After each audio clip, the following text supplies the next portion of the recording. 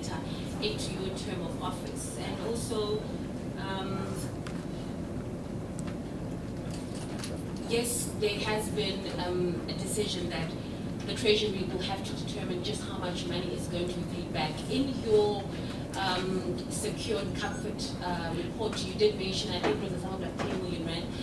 Will you be, I guess, helping in that process in terms of how much the President is going to pay? And do you still think that the amount that you did state in that report is still the amount that you did? Thank you.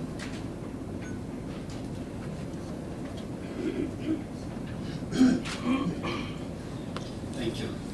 Protector Thuli, CBC News. I'm interested in knowing, after your report, you were attacked by people like the current Deputy President, Nkandla Masina. You were attacked by KB Mapacho. You were attacked by your learned colleague, Advocate Matole Wetsenga. After that turn around by the President, throwing them into the Nile, have you received any response from them? And if so, what did they say? What is your attitude towards all what they said about you? The second question is going to be, will you take us through the day you met the President when he made this turnaround that he's now willing to play? Thank you.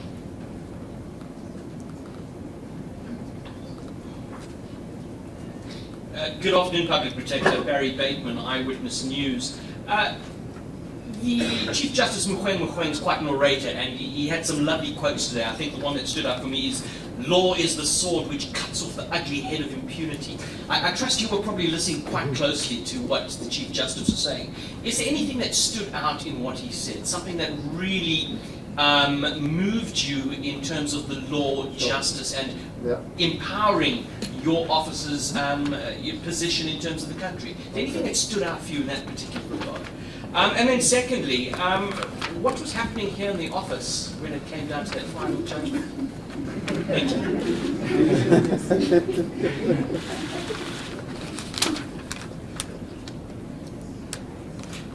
Okay, right. The last one was Barry Bateman, isn't it? Yes.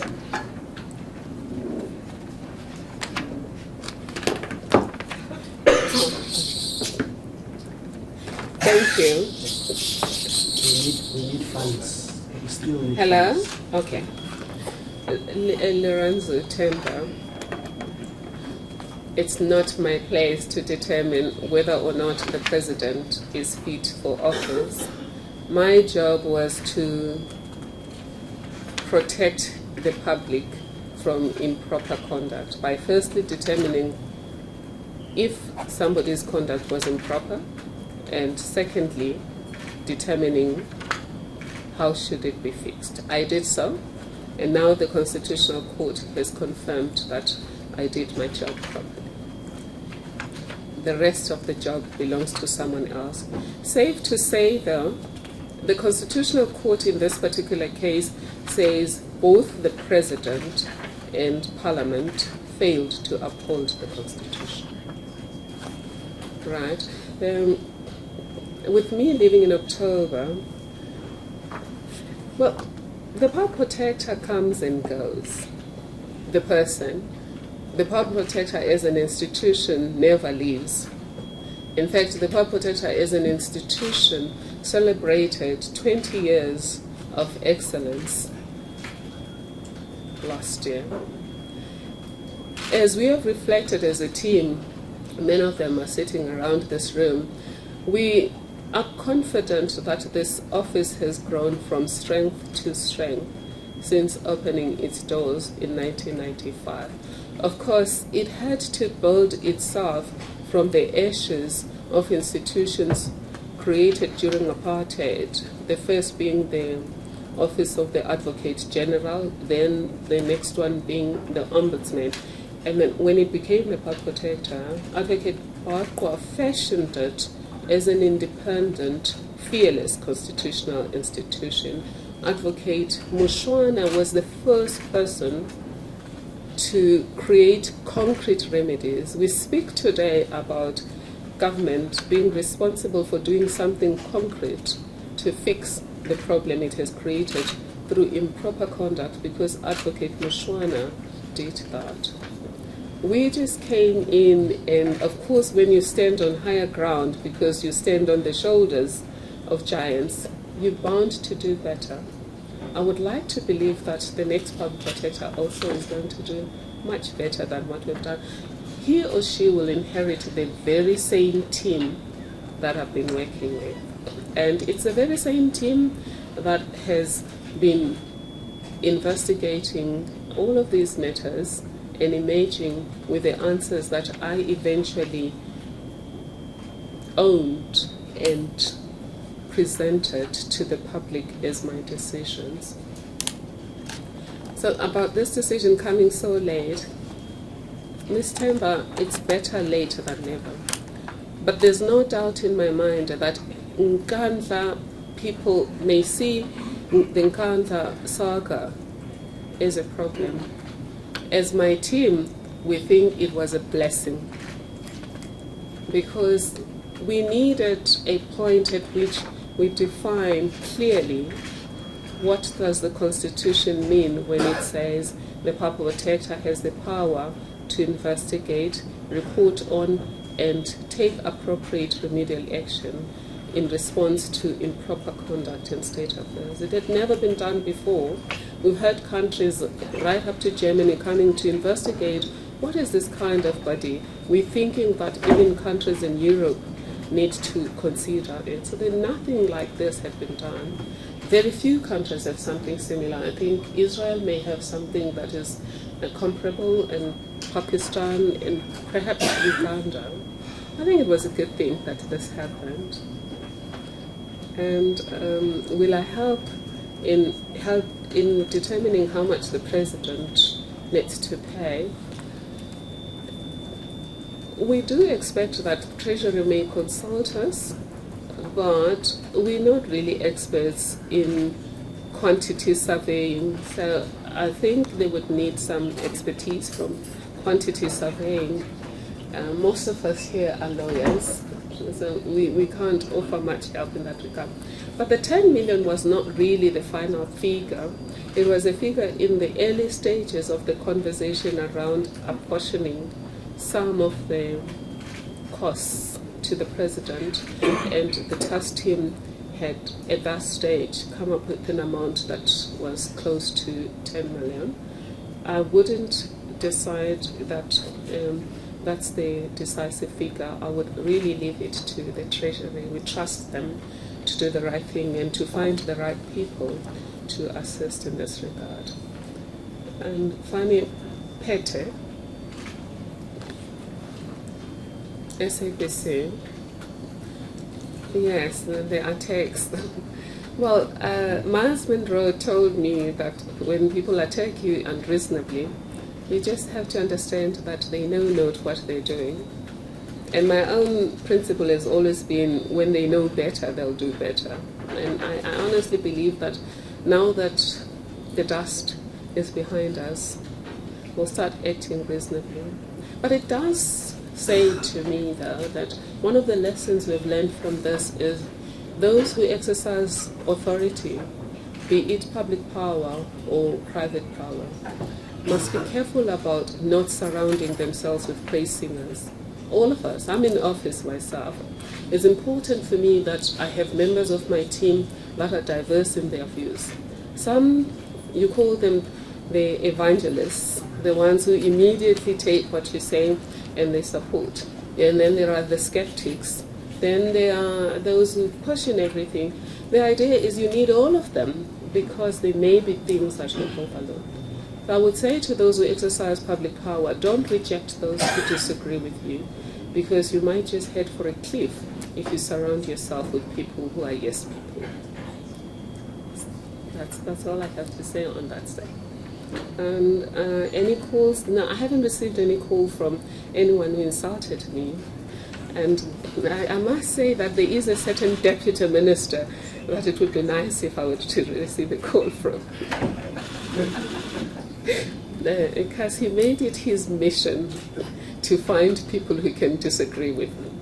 And even he didn't care what the background of that person. I recall there was one professor from a very important institution, but he had never said a word about a public protector or an ombudsman before. And when this Nkandla later came, he became an instant celebrity. You guys made him an instant celebrity and an instant expert on this matter. And all he was repeating was what a court in England had said about the English ombudsman. But that was a joke, really. And nobody owes me anything. This was just a joke. Because we're all professionals. We all can be right at times and we can be wrong at other times. I think for me the important thing, I'm sometimes wrong with my team here.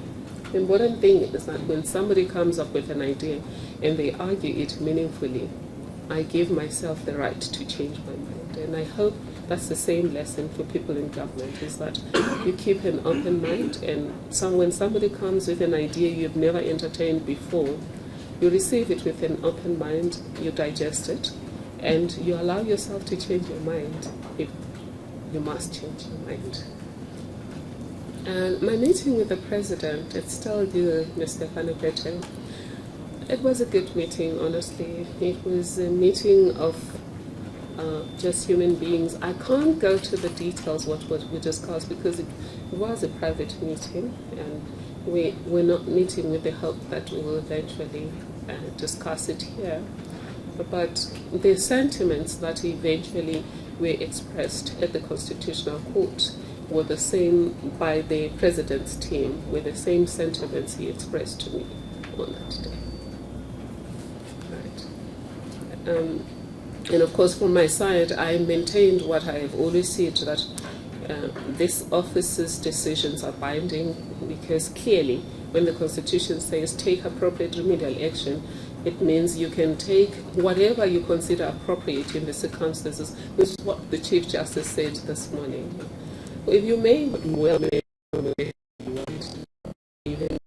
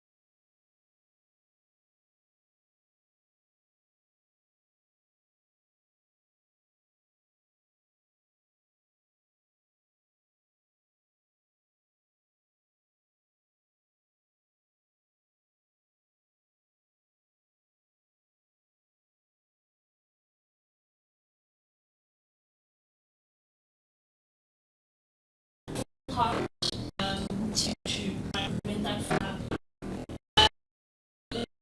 Just ask, are you intending to throw your name into the ring for the for the selection of the next country protector? Okay.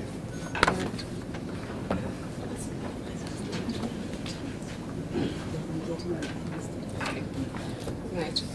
Thank you. Oh, sorry. Simple Masongo for the Times newspaper.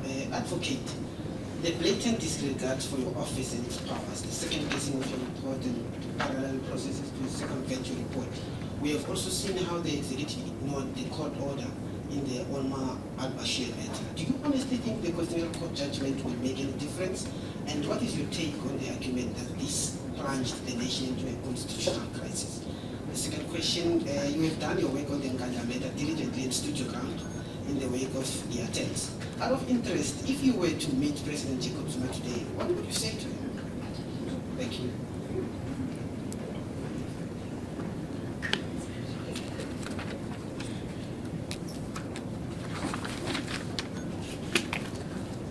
Thank you.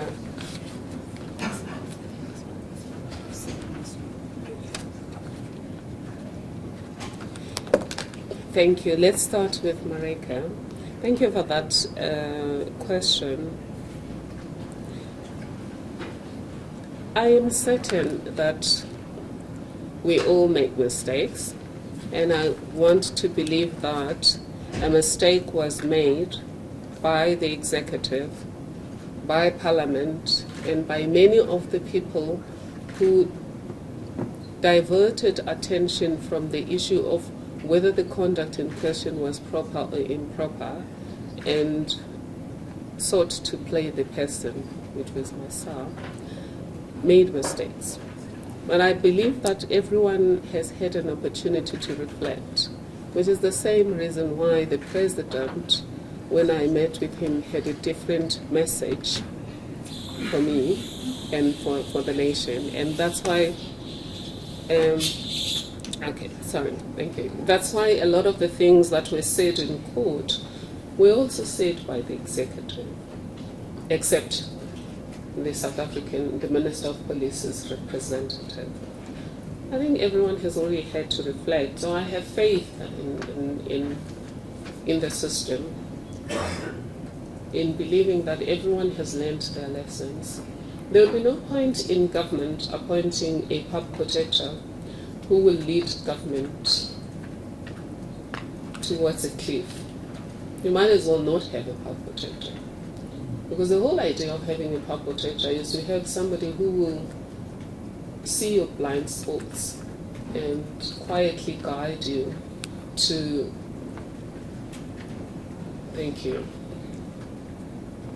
to deal with your blind spots effectively. I always said to government, and I said it since the attack started, after those cases, those unfortunate cases which were called the SAPS cases. When the attack started, I indicated that to wish to have a public protector who tells you lies is to wish to have an enemy who calls himself or herself a friend. Because your friend is not going to tell you that you are headed for a lovely valley when you are headed for a cliff. They've got to tell you the truth. I was saying to the team, also lawyers have to make sure that when they tell government something, they don't tell government what government would like to hear, but they tell government what government needs to hear. And I don't think they will appoint somebody who will tell them what they would like to hear. I think they'll appoint somebody who will tell them what they need to hear. And I believe also that person who comes in, whoever it is, whether it's a deputy or somebody else, that person would be a patriot who wants this democracy to get better in the next 20 years. We've had a bit of a rocky page in the last year or so, and I think we all wish to get back to the energy we had around 1996. and move forward full steam to deliver the South African dream of an improved quality of life for every person and free potential for every person as soon as possible. Will I be celebrating tonight? Well, Marika, I would celebrate if the NPA and the Hawks can, at least by tonight, send me a report that says they have stopped investigating me. You do know that I'm being investigated with the potential of being prosecuted for holding this view that my powers are binding. And we've had to deal with that. We were hoping we'd get a final answer, will I be prosecuted or not? But they put a very senior team from the Hawks, which is supposed to investigate organized crime, to investigate what I said in court. So it would be nice if this would trigger them, giving me a report that says I'm not a criminal, I'm a public protector. Right.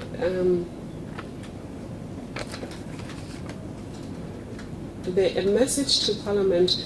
Now, last time I had a media briefing here, you recall where I had a media briefing to advise Parliament about what was expected of Parliament in holding the executive to account, because Parliament refused to talk to me. I held a media briefing here, and then I read a statement. What followed was Parliament being very angry, or some people from Parliament being angry for me not sticking to my lane. So I'm going to stick to my lane this time. I'm not going to offend Parliament or anybody. Timothy, you're going to answer for yourself. Mr. Sikoma Sambuga, blatant disregard for my office. I wouldn't say there's been blatant disregard for my office. I would say there was sophisticated disregard for my office. But I think that sophisticated disregard was also a blessing, because even the al-Bashir matter, it was terrible that it happened, but maybe I'm always looking at the glass half full. Because I'm saying if there was a defiance of the legal system, or a defiance of courts, a head of state would not sneak from another country like a little criminal. He would have been driven in broad daylight properly like a normal head of state. So there was an element there of respect in the minute it was done. It was wrong what happened, but I honestly think that these institutions thrive in this country because there is respect for the rule of law. And once the courts have spoken, this country since 1994, once the courts have spoken, the executive has acted. It may be tardy in some cases. That's why the courts now have come up with timelines. And we also do the same when we found that sometimes people be tardy in implementing the remedial action and we put timelines.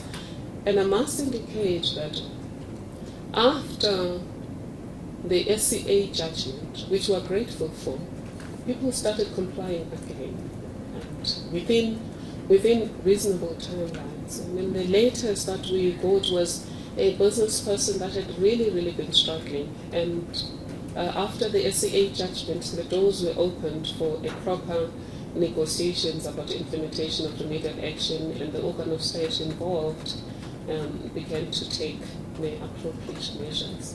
So don't lose heart, sir. I honestly think that the Parliament and the executive respect the Constitution, but it's not even about just respecting the Constitution. Is that we love this country, all of us, and we know that the glue that binds us as a nation, our lodestar as a people, is the Constitution. Right. A message.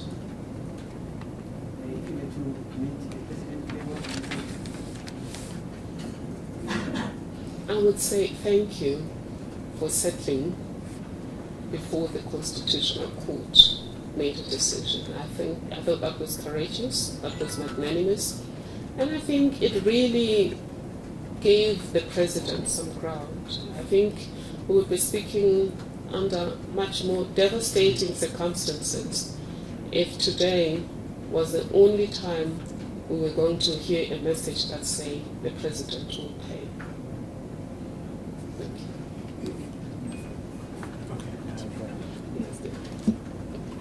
Thank you very much. PP, thanks for that address. It was fantastic.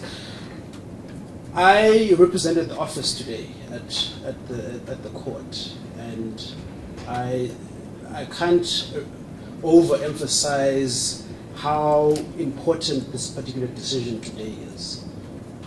As an affirmation for the rule of law, as the way in which we resolve things in South Africa. In other words, we don't resort to machetes and we don't resort to extrajudicial means to resolve disputes. So, and the point I'm making is the fact that this institution is the owner of this particular so-called victory or step forward, and all the people who are sitting here basically own what has happened today, and we should take that into consideration. That, as I've said, 50 years from now, when Nkandla Madonsela, myself, and everyone has gone, we should be able to look back with our walking sticks and say, we created that, and it still works. So it's important that these institutions are strong. President Mandela said this institution is the conscience of the state. And that was what was really seminal about Chief Justice Mukwenge's judgment. It was a beautiful judgment. The Constitutional Court reasserted good governance, basically. And Ms. Comrie, the question that you're asking me, I get asked that question every single day these days. Probably sometimes 3 times a day, by a security guard, by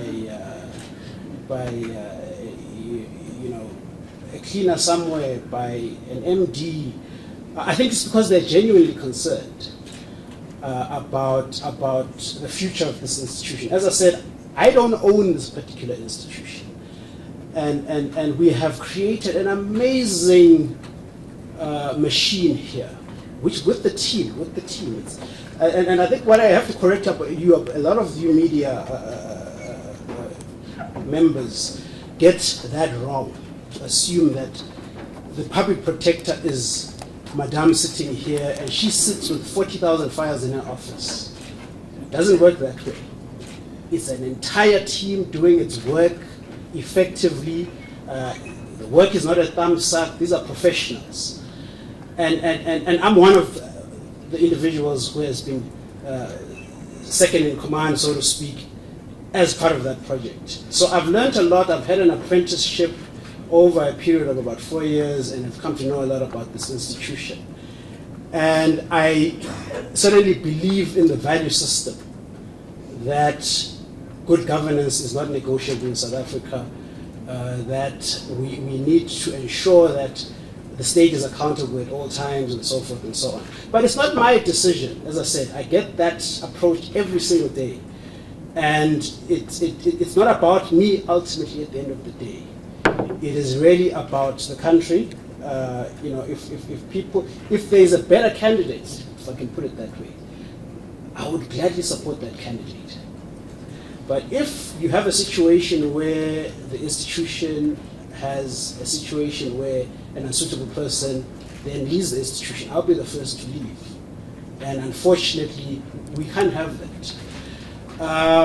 So the short and long of it all is that when that bridge comes, I will consider it. But as I said, I'm being approached every single day, and the most important thing is for us to ensure that this particular institution, the way it has been created, and the strengths and the confidence, public confidence that the public has, is maintained at all costs. That is guarded selfishly and jealously as we move along. So I don't think I can say more than that.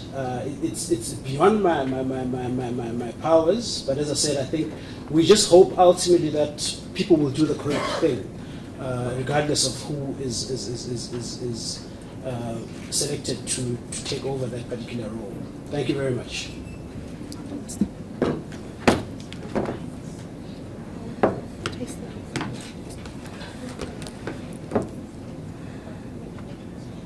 Thank you.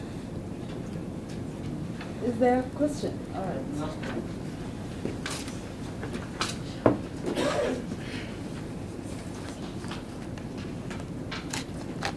Public Protector, you have spoken about lawyers who say what the government wants to hear. But you have also emphasized that there are lessons in all this development. If approached by the Speaker of the National Assembly for some advice on the way forward, would you still apply your open door policy and be of assistance to build this strength that you're talking about? Thank you.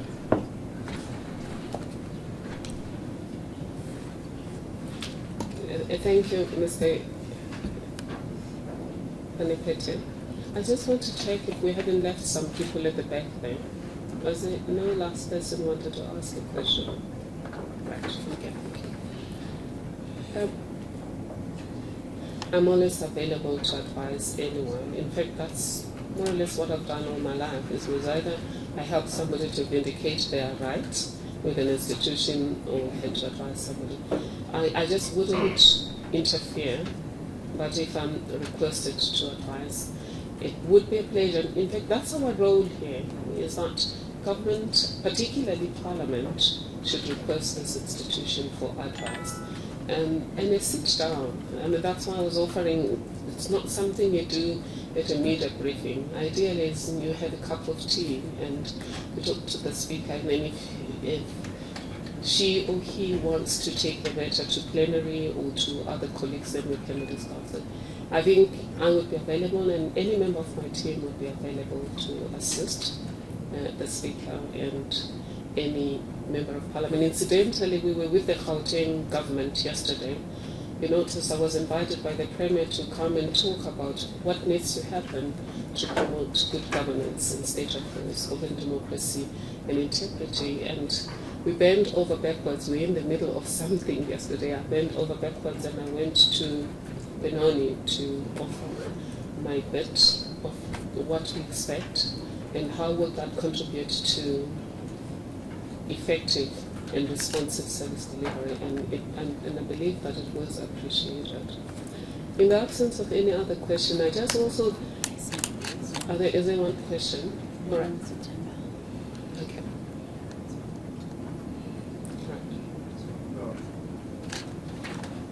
Right. In the absence of any question, going forward for us, this is the start in our partnership for good governance with organ of states, particularly Parliament and the Executive. We have revised our strategic plan in anticipation of this judgment and in taking into account the already groundbreaking judgment that was made by the Supreme Court of Appeal, for which we are also grateful. One of the things we agreed to with my team is that the Public Protector Act must be changed speedily. And the Chief Justice, in a way, or in an obscure way, alluded to some of the gaps in the Act. In fact, there's no part of the Act that talks about remedial action, because the Act predates the Constitution. And after the Constitution was passed, there was just an amendment, a cosmetic amendment, to change the preamble to the Act and add the reference to the new Constitution. And on a case-by-case basis, one or two things were changed. It wasn't purified. If you look at the Auditor General Act, there was the old one before democracy, and then in 1996 or 2006, they overhauled the Act to align it with the Constitution and to align it with the realities of today. For example, everyone still calls us the Office of the Public Protector, because that's what the X says. Because we were an office of the Advocate General in the Department of Justice, and an office of the Ombudsman in the Department of Justice, and when we keep being called, sometimes we also call ourselves the Office of the Public. So we will be approaching Parliament and the Executive with a letter at the beginning of April requesting a law reform process to review the Public Protector Act, possibly by the South African Law Reform Commission. We know that there's another law that we had recommended it should be changed, that the Law Reform Commission is working on, and we're very grateful for that. The second conversation we would like to have with government is a conversation about proper conduct in state affairs. In reality, the debate became about what are the powers of the Public Protector. We don't think that was the real dispute between government and us. The real dispute was about what is proper and what is improper in terms of use of public power and public resources. It then became an issue of how do we solve the disagreement, and the argument focused on our powers. But you can imagine that if we agreed on what was proper and what is improper, the issue of our powers would never have been an issue, because we would have agreed on was it proper, what happened, was it improper. So we put in our strategic plan conversations with the executive and parliament around proper conduct in state affairs, because they make the rules, we enforce them, and we would like to firstly then strike a common understanding on the meaning of the rules before we step in to help with the enforcement. Thank you. The DPP would just like to say a word. Thanks. Just while the Public Protector is talking about enforcement, we've got a list that we generate occasionally on implementation of our remedial action. And bolstered by the court decision, we will be dusting up that list and looking at it very seriously and checking who is complying and who is not.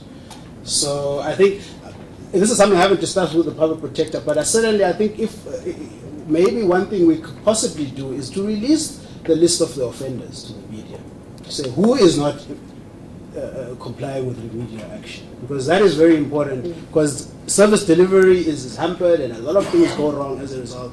A lot of public money is wasted and so forth. But we haven't discussed that. But now that we, as part of the victory parade, if I can put it that way, we certainly would want to see people implementing all the remedial action that has been issued.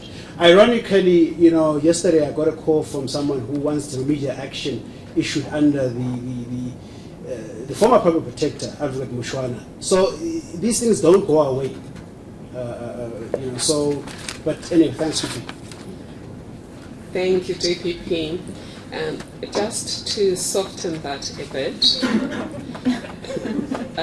if you look at the statement we've issued, we said we are looking at a partnership with government going forward. So although it will be about looking at implementation, we will not really be coming in like police.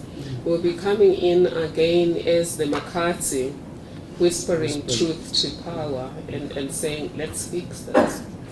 The reason we do that is there's a notion in institutions such as us, which is administrative scrutiny institution. It's called case hardening. And when the relations are poisoned, the case hardens. So we might even issue a judgment or a report that is sound, but then somebody takes us on review, which is their right by law, according to what the Chief Justice said. But Gogo Dlamini doesn't eat whilst we're going on review. So what we would like to see is a common understanding of what's proper conduct in state affairs, so that those reviews, Advocate Fourie, how many reviews do we have at the moment? We have 18 reviews. That means Gogo Dlamini is sitting with no remedy. Those concrete remedies that the Chief Justice was speaking about this morning, at the moment they have a piece of paper that is saying they were wronged. And we will be appealing to government, especially in the light of the rise of the social justice movement, that we all have to work together to make sure that state institutions are functional. Our state institutions really deliver on the constitutional dream. Because if there's a sense that those state institutions are decoys, this time we will not be ignored. But if everything we decide without good reason is taken on review, there will still be a delay, which would mean that people will still have to take things to the street. Nkandla, for example, was one example of what we call case hardening. But it was one of those cases, a phenomenon we'd never experienced before, which is systemic case hardening. I mean, the banking industry, they know about systemic effects. For us, Nkandla had a systemic effect. So going back is not going to be so much a legal route that we have to take. It's really a route where we have to meet with these stakeholders. I've already started meeting. I mean, I was grateful that Gauteng allowed me an opportunity to speak to everyone. And DPP and I will be splitting ourselves to go and speak to executive across the country. We would like a meeting with cabinet, we would like a meeting with parliament, which is an olive branch, really, saying we've all learned our lessons, as you said, sir. And can we put this behind? Can we put the country first? Can we put the constitution first? Can we put peace first? Because if the formal institutions are not working, none of us are going to experience peace. Because people will take to the street. It's only not just. The other thing that we're going to be doing, DPP, is the rules. We held on to the rules when this, after the Western Cape judgment, and we didn't release them because there was then confusion about the provisions around the election.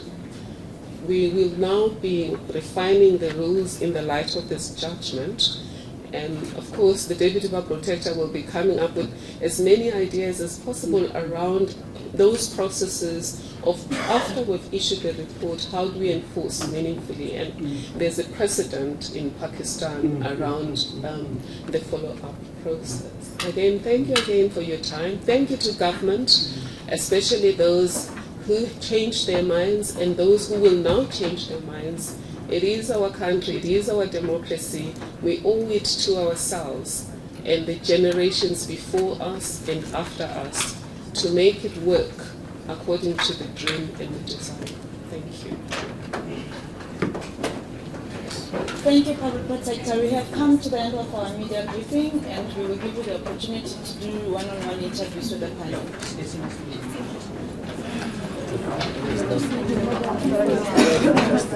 Thank you. Gift of